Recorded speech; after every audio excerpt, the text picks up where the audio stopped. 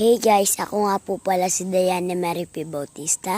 Nagbe-vlog po ako ngayon tungkol sa mga bulaklak. Alam nyo ba guys to? Itong bulaklak na to, ito. Yan.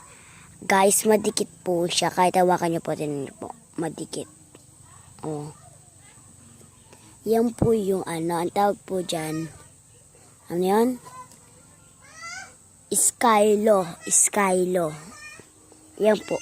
Ito po yung peach. Gawa daw po to sa apple. Ito daw po. Gawa daw po sa apple to.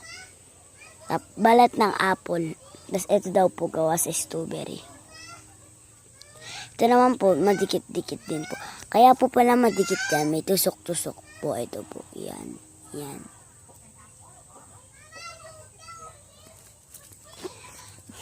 Bubunot po ako ng isa.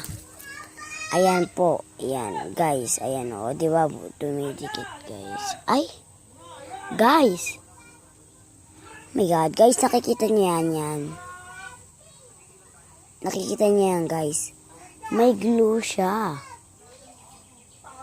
Kaya pala siya dumidikit, guys. May glue. Ayan o, may glue. Yeah.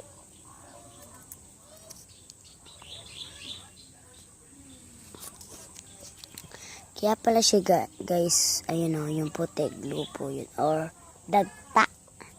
Alam niyo po ba, guys, yung glue daw, gawa daw po yun sa dagta. Kaya po pala madikit.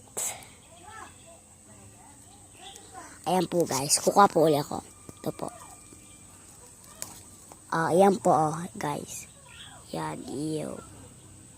May dagta po siya, guys, ayan po. Gusto na ba yun? Ayan po. Ayan po yung mga puti. Ayan po guys. Ayan po. Ayan daw po yung tinatawag na organize. Ay ano? Kalasum. Yan daw. Meron daw po kasi, dalawa po kasi tinatawag dyan.